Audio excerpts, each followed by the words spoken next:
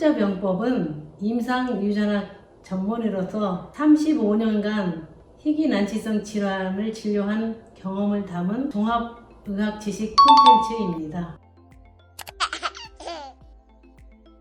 오늘은 남겨주신 댓글에 답변을 드리는 시간을 갖겠습니다.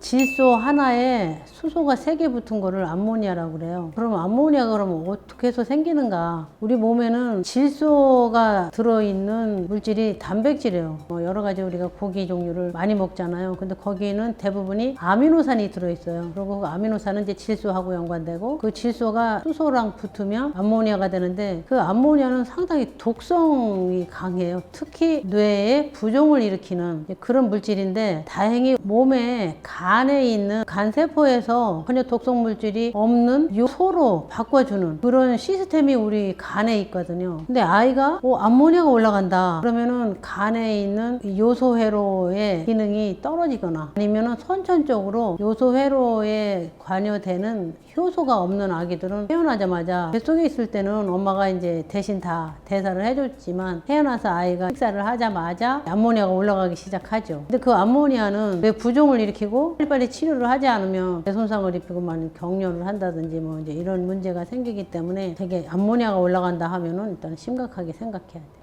우리는 그 암모니아가 100을 넘지 말아야 되거든요. 1000까지 올라갔다 막 이렇게 올라가면 빨리 그 암모니아를 내리는 그 방법 중에 하나가 빨리 투석해야 돼. 몸에 혈액 투석으로 이제 하는 게 제일 빠르고, 복막 투석으로 해서 암모니아를 빨리 제거해서 그 뇌손상으로부터 벗어나게 해줘야 돼. 요즘은 신생아 스크리닝 검사에서 측정을 하거든요. 많은 엄마들이 양성이 나와서 많이 당황하거든요. 실제 이제 아이가 갈락토스가 올라갔다 그러면은 우리 아이가 진짜 대사 잘 안 돼서 그런가, 아니면 아직 태아 때 서로 연결되어 있던 혈관이 지질 안 해서 그런가, 이제 이런 두 가지로 크게 이제 구분을 해야 되거든요. 되게 갈락토스라는 게 뭔가 하면, 태어나서 제일 먼저 먹는 것이 모유 아니면 분유잖아요. 거기에 들어있는 유당이 분해가 되면 갈락토스와 포도당 이렇게 둘로 분해가 돼요. 갈락토스를 분해하는 효소가 3가지가 있는데, 선천적으로 대사가 안 되는 사람이 있어요. 아기가 태어나서 먹고 아프다고 뭐 이렇게 호소하는 그런 병은 아니에요. 왜 그런가 하면 애가 아프다 소리는 안 하고, 갈락토스가 대사되는 과정에서 대사 물질이 이제 갈락티톨이라는 게 이제 쌓이면 눈의 수정체가 하얗게 껴갖고 눈이 멀 수 있는 병이다. 되게 이제 제일 첫 번째 하는 거는, 소변 검사했는데 환원당이 나와서 금방 색깔이 변한다면 당장 모유하고 분유는 끊어야 돼요. 이제 확진을 받아야 되고, 베네딕트 테스트를 해서 검사가 양성이 아니고 정상이면 먹는 거를 바꾸지 말고 검사 결과를 신속히 나오게끔 확인을 하는 것이 좋죠.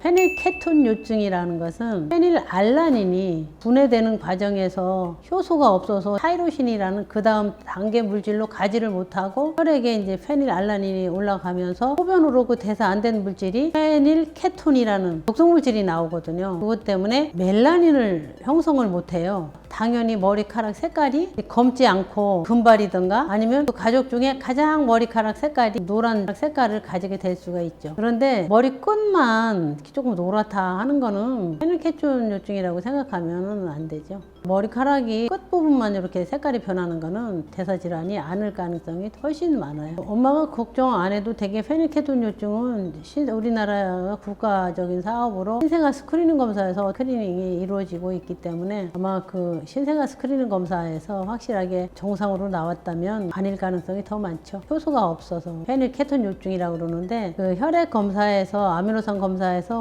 페닐알라닌 PKU 이렇게 말하는 정도의 수준은 500에서 1000 이상 올라가요. 정상치보다 약간 올라갔다 그러면은 그냥 간이 미숙해서 올라가거나, 아니면 일시적으로 좀 올라가는 그런 애기들도 있고, 심하게 올라가지도 않으면서 증세도 없으면서 정상인 사람보다는 약간 높은 사람, 이런 단계가 있어요. 그래서 되게 페닐케톤요증 환자는 페닐알라닌이 이제 올라가서 되게 발견이 되거든요. 조심해야 될 것은 주효소가 부족해서 오는 경우가, 아니면 그 효소를 도와주는 조효소에 문제가 있어서 오는가를 빨리 구분을 해야 돼요. 돼요. 만일에 이제 조효소 결핍이다 그러면 조효소만 투여하면 되거든요. 그렇지만 전형적인 페닐케톤요증은 그 음식물에서 페닐알라닌을 아이가 성장에 꼭 필요한 만큼을 제외하고는 제한을 해서 특수분유하고 이제 일반 그 단백질을 병용해서 치료해야 아이가 이제 뇌손상을 받지 않죠. 엄마가 먹는 음식이 뭐든 간에 모유에 나오는 성분은 똑같아요. 엄마가 단백질을 많이 먹었다고 그래서 모유에 단백질이 더 올라가는 게 아니고 일정한 농도의 성분들이 나오기 때문에 엄마가 아무리 저단백을 먹고 뭐 야채를 많이 먹는다고 해도 모유에 나오는 성분이 그렇게 크게 바꿔지지는 않아요. 그래서 아기한테 직접 그 필요한 진짜 이게 아기가 식이요법을 해야 되는 상황이다 그러면은 정확하게 아기한테 먹는 걸 조절해야지 엄마가 먹는 거를 저단백을 먹는다든지 뭐 칼로리를 떨어뜨린다든지 이런 식단 조절을 해서는 절대로 안 되죠. 이게 특수분유는 페닐알라닌이 하나도 안 들어있는 분유예요. 근데 페닐알라닌은 그 필수 아미노산이기 때문에 아예 안 주면 아이가 전혀 자라지 않아요. 성장에 필요한 최소한의 페닐알라닌을 유지하면서 먹이거든요. 그 PKU 특수분유를 페닐알라닌이 전혀 들어있지 않은 특수분유를 먹이면 아이가 심각한 오히려 뇌 손상을 오히려 입는 거죠. 당원병이라는 건 우리가 왜 음식을 먹으면 먹고 남은 것이 그 간에 저장되어 있거든요.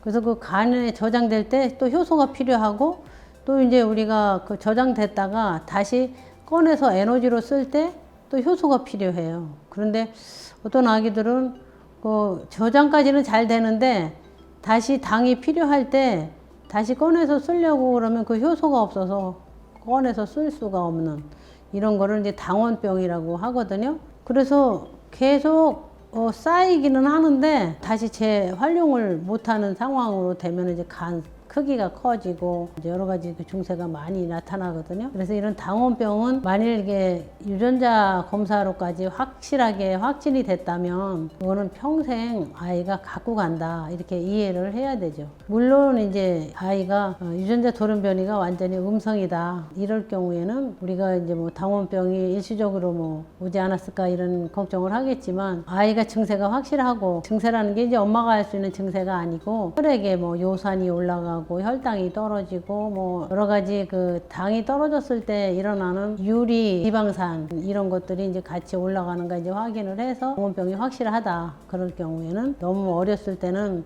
그냥 자주 먹이는 것이 이제 무기가 되고 아이가 6개월이 넘으면 한 번 먹으면 당이 좀 오래 유지할 수 있는 생옥수수 전분 가루를 이제 같이 먹이거든요. 일단 아이가 유전학적으로 돌연변이가 확실하게 있다. 그러고 생화학적으로 그 대사질환의 그 성분들이 다 있다면은 그게 없어질 거라고 생각하면은 안 될 것 같아요. 요즘 이제 많이 바쁜데 댓글 남겨주셔서 상당히 감사합니다. 그리고 아기 키우는 과정에 조금이라도 걱정이 되거나 좀 답답한 점이 있거나 이러면 댓글을 달아주시면 성심껏 답변 드리겠습니다. 감사합니다.